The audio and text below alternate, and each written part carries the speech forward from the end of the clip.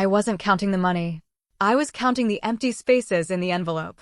Exactly $2,000 was gone. Before I could ask a single question, my brother shrugged and said, "You'll earn it back." I never imagined those 4 words would become the most expensive sentence he would ever speak. My name is Kelechi, a 33-year-old industrial designer from Ghana. I wasn't rich, but I believed in earning everything honestly. For years, I had been saving every extra paycheck to launch a small manufacturing workshop that could finally free me from working for other people. My older brother, Kofi, was the opposite. He believed shortcuts were smarter than patience. He chased quick opportunities, borrowed without asking, and always assumed tomorrow would somehow fix today's mistakes. Our late grandfather loved us both equally, but he often repeated one lesson. Character is tested when nobody is watching.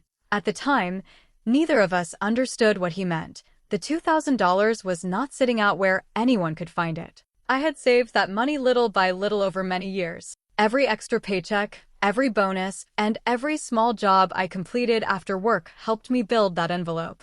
I kept it inside a locked drawer in my bedroom because I already had a plan for every dollar. The following Monday, I was supposed to pay the deposit for a set of secondhand machines that would help me open my own manufacturing workshop. That money was not just cash. It was the first real step toward the future I had been working for. On Saturday morning, I opened the drawer to count the money one last time before the meeting. The envelope was still there, but something felt wrong the moment I picked it up. It was much lighter than before. My hands started shaking as I opened it. I counted the money once, then I counted it again. Exactly $2,000 was missing. Only one person knew where I kept that envelope. My older brother, Kofi. When I asked him about it, he did not look surprised or ashamed. He calmly told me that he had taken the money. He smiled and said it was not stealing because he was only borrowing it. He told me he had found a once-in-a-lifetime investment and promised that he would return every dollar very soon. Then he looked at me and said, "You'll earn it back." His words hurt more than losing the money. When Dad heard what happened, he told me not to make the family uncomfortable over such a small amount. Mom asked me to forgive my brother because he was family and promised everything would be fine. I looked at both of them and stayed silent. I did not let it go because I believed Kofi was right. I let it go because I was tired of always being the one expected to sacrifice while everyone else made excuses. On Monday morning, I still went to meet the workshop owner. A small part of me hoped he would give me a little more time. I explained that I had a problem and asked if I could pay the deposit a few days later. He listened politely, but then he shook his head. He said another buyer had already paid the money that morning. The machines were no longer available. I stood there looking at the empty space where they had been. Just a few days earlier, I had imagined those machines working in my own workshop. I had pictured myself building products with my own hands instead of working for someone else. Now that dream disappeared in front of my eyes. It was not because I had failed to save enough money. It was because the money I had trusted was no longer there. I thanked the owner for his time and quietly walked back to my car. During the drive home, I did not cry or shout. I did not even feel angry anymore. I only felt empty. Years of saving, planning, and believing in my future had been pushed away in a single afternoon. When I reached home, I picked up my phone and saw Kofi's new posts on social media.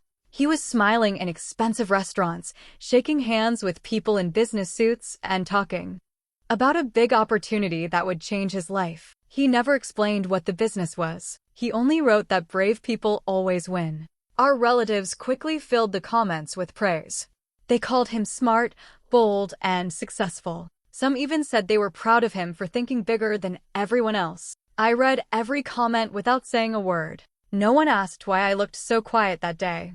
No one knew I had just lost the chance to start the business I had worked toward for years. While everyone celebrated Kofi's confidence, they never saw the price I had paid for it. My silence was hiding a dream that had slipped away without anyone noticing. A few weeks after losing the machines, I decided to clean my late grandfather's old garage. It had been left untouched for a long time.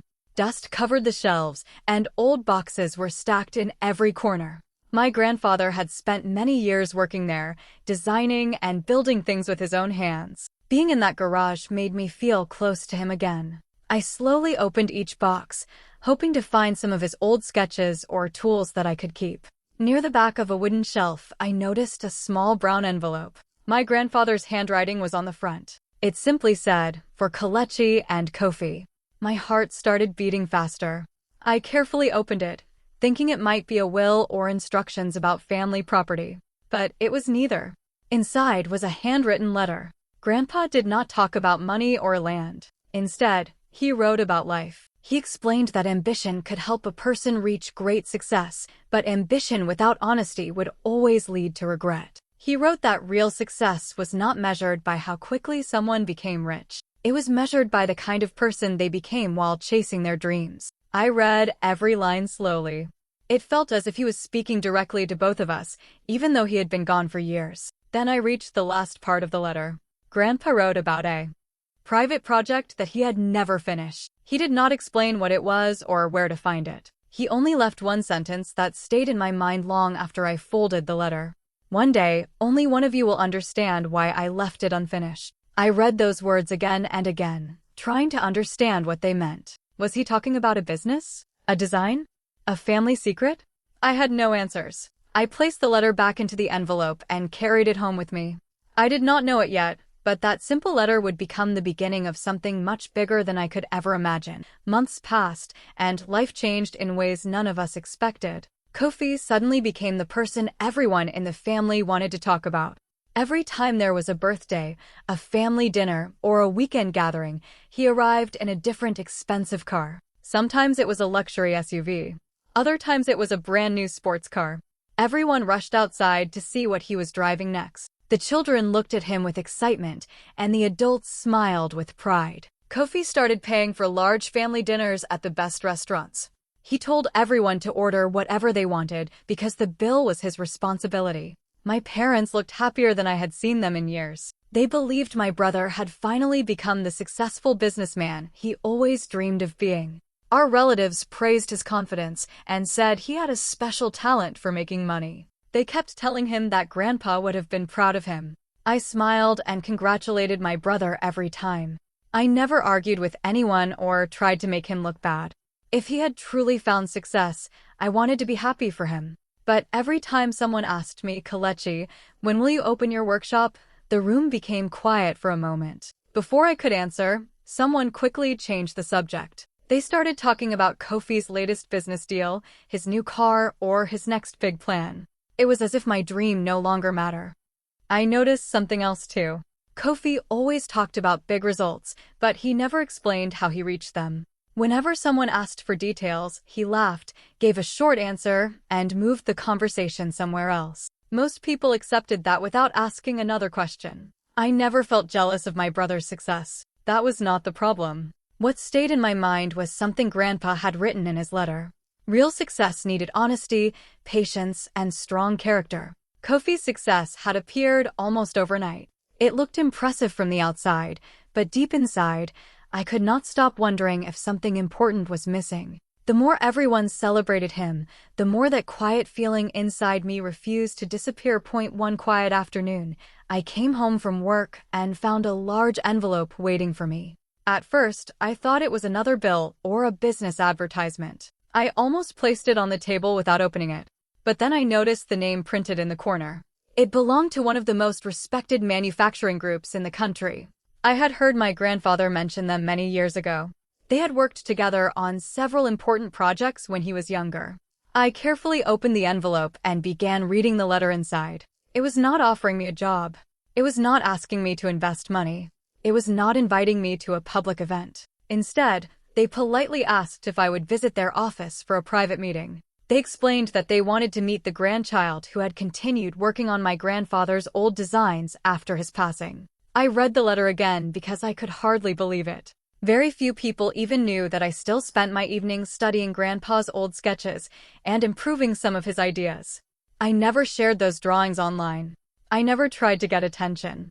I simply loved his work and wanted to keep his passion alive. For a moment, I thought about refusing the invitation. My workshop dream had already fallen apart. I was still working a regular job, and I did not feel like someone important enough to meet people from such a respected company. I wondered if they had sent the letter to the wrong person. Then I remembered Grandpa's last letter. His words came back to me clearly.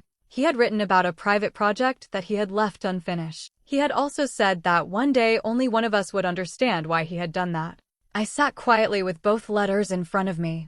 The timing did not feel like a coincidence. Maybe this meeting had something to do with the project Grandpa had mentioned. Maybe it was finally time to understand what he had been trying to teach us all along. The more I thought about it, the more curious I became. I picked up my phone, called the number written at the bottom of the invitation, and accepted the meeting. I had no idea what was waiting for me, but for the first time in many months, I felt that a new door might finally be opening. On the day of the meeting, I arrived at the company's office a few minutes early. I expected a short conversation, but I was surprised when they welcomed me warmly and invited me into a large meeting room. Several senior members of the manufacturing group were already waiting. They greeted me with respect, not because of who I was, but because of the name my grandfather had built through many years of honest work. The meeting lasted for hours. At first, I thought they would ask about my job, my income, or my business plans. Instead, they asked completely different questions. They wanted to know how I solved problems when a project became difficult. They asked what I believed made a good leader. They asked how I treated people who worked with me. They even wanted to hear about the designs I had continued working on after my grandfather passed away. One of the men smiled and said, "Your grandfather always believed that good hands could build great products, but only good character could build a great future." Those words stayed with me. They already knew everything about Grandpa's achievements. They had worked beside him for many years. They did not need proof that he was talented. What they wanted to discover was whether his values had been passed on to the next generation. For the first time in many years, I did not feel judged by the size of my bank account or by the workshop I had failed to open. Nobody asked what car I drove or how much money I had. They listened carefully to every answer I gave. They respected my ideas, my hard work, and the way I thought about responsibility. When the meeting finally ended, one of them thanked me for coming and said they would contact me again very soon. They did not explain why the meeting was so important. As I walked out of the building, I thought about everything that had happened. I suddenly understood that my grandfather had been teaching me lessons long before he passed away. Maybe losing my workshop had not been the end of my journey. Maybe he had been preparing me for something far greater than I had ever imagined. While my life was slowly changing in quiet ways, Kofi became even more confident. Every week he seemed to have a new business idea, a new meeting, or another exciting announcement. He spoke with so much confidence that people rarely questioned him. The more others praised him, the more he believed he could never make a mistake. Soon, Kofi stopped making decisions only for himself. He started speaking as if he represented our entire family. At family gatherings, he would promise support for different business projects without asking anyone first. He told relatives that our family would invest in certain opportunities. He even introduced himself to people as the person who handled all important family business matters. I was surprised by how quickly everyone accepted it. Dad admired Kofi's confidence and often said, "A real businessman is not afraid to take risks." Every time Kofi announced another big plan, Dad smiled proudly and encouraged him to think even bigger. Mom was no different. Whenever someone questioned Kofi's decisions, she quickly defended him. She believed successful people had to make bold choices, and she trusted that everything would work out in the end. If anyone raised concerns, she reminded them that Kofi had already achieved more than most people in such a short time. I listened to every conversation without interrupting. Many times, I wanted to ask simple questions. I wanted to know why Kofi kept making promises before discussing them with the family. I wanted to understand how he could confidently sign papers and accept responsibilities that affected everyone. But each time I looked around the room, I realized nobody wanted those questions. They only wanted to celebrate his success. So I stayed quiet. It was not because I had nothing to say. It was because I remembered my grandfather's words about character. I had learned that people rarely change their minds because of an argument. When someone believes they are always right, advice often sounds like jealousy. Real lessons come differently. They arrive when the results of our own choices stand in front of us, impossible to ignore. As I watched Kofi make bigger promises and take greater risks, I felt that those results were getting closer. I did not know when they would appear or what form they would take. But deep inside, I knew that every shortcut eventually reaches the place where the truth is waiting. A few weeks after my meeting with the manufacturing group, every member of our family received the same official invitation. It asked us to attend a private gathering at the company's main office. No one explained the reason. As soon as Kofi read the letter, he smiled with confidence. Arrived, we all sat around a large meeting table. Several people who had worked closely with Grandpa for many years welcomed us. Their faces were calm and respectful. After everyone was seated, one of them stood up and began to speak. He explained that what we were about to hear was not the result of luck. It was not a lottery prize. It was not hidden money that had suddenly appeared after Grandpa's death. Everything had been planned many years earlier while Grandpa was still alive. He told us that Grandpa had spent years building strong business relationships with trusted partners. Together, they had developed a long-term manufacturing project that continued growing even after he passed away. Every agreement had been written carefully. Every legal document had been completed properly. Every step had been planned with patience and wisdom. The project had become far more successful than anyone expected. Because of that success, the business opportunity connected to Grandpa's work was now worth nearly $20 million. The room became completely silent. My parents looked at each other with surprise. Some relatives could hardly believe what they had just heard. Kofi sat up straight with a smile that grew even wider. It seemed as if he had already decided that the opportunity belonged to him. Then the speaker continued. He said Grandpa had added one important condition to the legal agreements before signing them. It was not hidden in secret. It had been written clearly from the beginning. The problem was that almost everyone had forgotten about it over the years. Only the people who had worked beside Grandpa every day still remembered exactly why he had included it. The man slowly placed a thick folder on the table. He looked around the room before saying, "Your grandfather believed that wealth should always follow character, never come before it." At that moment, I realized Grandpa's unfinished project had never been only about money. It had always been a final test of the values he spent his whole life teaching us. Instead of making an announcement right away, the trustees asked every member of our family to stay seated. They explained that this decision was too important to be made in a hurry. For the first time in years, nobody clapped for him. Nobody defended him. Nobody changed the subject. He had to face every decision he had made. The shortcuts that once looked clever no longer looked impressive. The promises that sounded confident now sounded careless. Even taking my savings without permission became part of a much bigger picture. Looking around the room, I realized that Grandpa's final lesson had never been hidden inside money. It had always been hidden inside the choices we made when we believed nobody was watching. Nearly a year passed after that meeting, and my life slowly began to change. I did not become successful overnight. There were still difficult days, long hours, and many problems to solve. But I refused to let my biggest disappointment decide the rest of my life. Losing the first chance to open my workshop had hurt me deeply, but I kept working, kept learning, and kept believing that giving up would only make the loss even greater. Step by step, I finally opened my own manufacturing workshop. The day I unlocked the door for the first time, I stood quietly and looked around the room. The machines were not new, but they were mine.